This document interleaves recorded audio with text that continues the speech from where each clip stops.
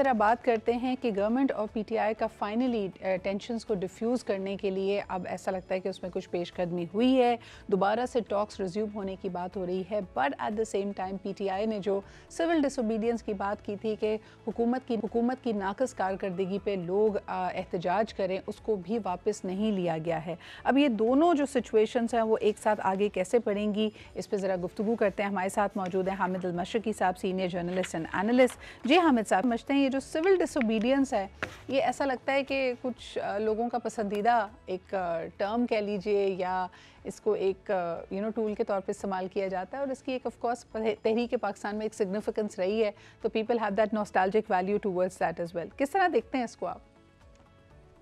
جی سدرا، میں یہ سمجھتا ہوں کہ اس انداز میں سول نافرمانی ابھی بھی تحریک انصاف کی طرف سے کامیاب نہیں ہو سکتی۔ اس کی وجہ یہ ہے کہ جس انداز میں اوورسیز پاکستانیز ہوں یا پاکستان میں لوگ جڑے ہوئے لوگ ہوں، وہ یہ سمجھتے ہیں کہ یہ ایک ایسا انتہائی اقدام ہے جس کے اوپر ان کو اپنا بھی جو ہے نا، پاکستان میں سول نافرمانی کبھی بھی اس انداز میں کامیاب نہیں ہوئی ہے فار مینی ریزن۔ لیکن دوسری جی جانب آپ جس طرح کہہ رہی ہیں، اور بالکل ایسے ہی ہے کہ حکومت کے اور یہ جو مذاکرات ہیں، اس کے اندر سب سے اہم جو ایسپیکٹ ہے وہ یہ ہے کہ دونوں کے پاس کتنی اتھارٹی اور مینڈیٹ ہے ان مذاکرات کو کامیاب بنانے کا۔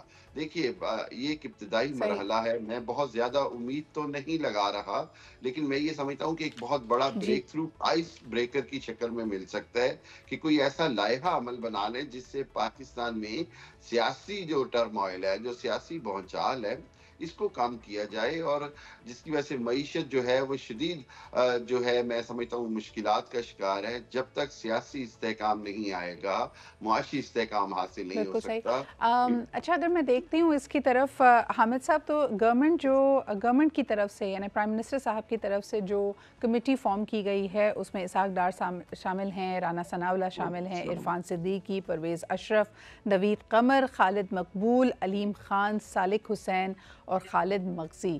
کیا آپ سمجھتے ہیں کہ ان کی سنوائی ہوگی؟ علیم خان صاحب تو پہلے ساتھ بھی رہ چکے ہیں، پھر اس کے اندر ہم دیکھتے ہیں کہ اکراس پارٹی لوگوں کو سلیکٹ کیا گیا ہے۔ نوید قمر صاحب کا بھی ایک بڑا اسٹرانگ بالکل۔ ویو ہوتا ہے، بٹ جمہوری اقدار کو ماننے والے انسان ہیں۔ تو کیا سمجھتے ہیں آپ کی کس طرح یہ گفتگو آگے بڑھے گی؟ دیکھیے، جیسے میں نے کہا کہ سب سے اہم بات یہ ہے کہ یہ جو کمیٹی ہے دونوں طرف، اس کے پاس مینڈیٹ کس طرح ہے۔ ایک طرف سے بانی تحریک انصاف نے پی ٹی آئی کے وفد کو کتنی ریلیکسیشن دی ہے، کتنی اتھارٹی دی ہے، کس انداز میں ان کو اختیار ہے کس لیول پہ مذاکرات کرنے کا۔ جبکہ دوسری جانب حکومت کے پاس جو ٹیم ہے، اس کی ٹیم تو میں سمجھتا ہوں بہتر ہے۔ اس کے اندر نہ صرف یہ کہ ایک بڑی بیلنسڈ قسم کی ٹیم بنی ہے، لیکن اس کے اندر جو سب سے اہم بات ہے جی وہ یہ ہے کہ یہ جو تاثر ہے کہ حکومت خود کچھ فیصلے نہیں کر سکتی ہے، حکومت کے پاس فیصلہ کرنے کا اختیار نہیں ہے، یہ تاثر زائل کرنے کے لیے موجودہ ٹیم کو بڑی ایفرٹ کرنی ہوگی اور کچھ نہ کچھ عملی طور پر کر کے دکھانا ہوگا۔ دیکھیے، مذاکرات کوئی بھی ہوں، ان میں صحیح۔ کامیابی جو ہے وہ باہمی طور پر اعتماد سازی کے اقدامات سے ہوتی ہے۔ دونوں جانب سے کچھ ایسے سٹیپس لینے بڑے ضروری ہیں جس کے اندر کچھ پی ٹی آئی کے جو قیادت ہے، جن کی ضمانتیں ہونے والی ہیں، نچلے درجے کی قیادت ہو، جیسے ڈاکٹر سر، یاسمین ہے یا ویری دوسرے ہوں۔ انٹرسٹنگلی آپ نے کہا کہ نچلے درجے کی، یا پھر جو ان کا مڈل ٹیئر آف لیڈرشپ ہے، جو ابھی بھی سختیاں جھیل رہا ہے، بالکل۔ شاید جیل میں ہے، گرفتاریاں ان کی ہوئی ہوئی ہیں۔ انٹرسٹنگ بات یہ ہے کہ گورنمنٹ کی ٹیم نے فوری طور پہ یہ وضاحت ضرور پیش کر دی ہے کہ بانی پی ٹی آئی کی ریلیز اس ایجنڈا کا، اس گفتگو کا حصہ بالکل۔ نہیں ہے، it's not on the cards. یہ آپ کے خیال میں ایک صحیح طریقہ تھا اس کو واضح کر دینا، یا اس نقطے کو انکلوڈ نہ کرنا اس ڈائلاگ میں؟ میرا خیال یہ ہے کہ اگر اس نقطے کو اس طرح اتنا اوپنلی واضح نہ کرتے تو شاید زیادہ بہتر رہتا۔ اس کی وجہ یہ ہے کہ دونوں فریقین کی سننا بڑا آپس میں ضروری ہوتا ہے، جبکہ تحریک انصاف کی جو مذاکرات کی جو بنیادی شرط تھی وہ یہی تھی کہ جی بانی پی ٹی آئی کی رہائی کے بارے میں بات ہوگی۔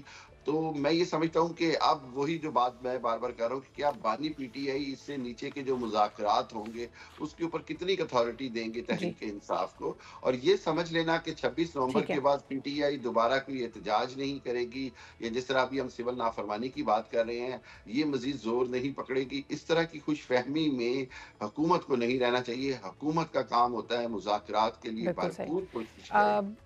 हामिद साहब, एक टॉपिक पे और क्विकली आपका कमेंट चाहूँगी बिकॉज वक्त हमारे पास कम है. व्हाट इज़ हैपनिंग इन पारा चिनार? खुर्रम रोड अभी भी बंद है और जिस तरह के मशहूर फिलांथ्रोपिस्ट फैसल ईदी का कहना है कि इस वक्त भी तकरीबन 50 लोगों की हलाकत हो चुकी है पारा चिनार में, and these dead bodies, these deaths have happened because medical facilities नहीं हैं.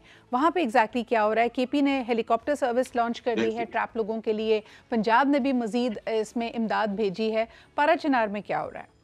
देखिए, पारा चनार के जो एमएनए हैं कुर्ग से, वो हमीद साहब, मेरी उनसे बड़ी तवील डिस्कशंस हुई हैं पिछले 2 महीनों में या कुछ दिन पहले भी. बहुत परेशानी है. सबसे अहम बात ये है कि वहाँ पर जो हुकूमत है उसको किसी न किसी अंदाज में वो जो असला है उसको जब्त करना होगा. जब तक दोनों ग्रोहों के पास असले का भरमार रहेगी, मैं नहीं समझता कि वहाँ पर अमन हो सकता है. अमन के लिए स्टेट को अपनी रिट जो है वो बरकरार करनी होगी दोबारा से, और दोनों फरीकैन को, जो दोनों ग्रुप हैं, उनके दरमियान राजीनामे के लिए जरूरी है कि दोनों को असला से लेस जो है वो, उनका असला जो है वो उनसे लिया जाए, और सरकार जो है वो मामलात को रिट की शक्ल में, अपनी ताकत की शक्ल में वहां पर मनवाया जाए. सूरत हाल बहुत परेशान कुन है.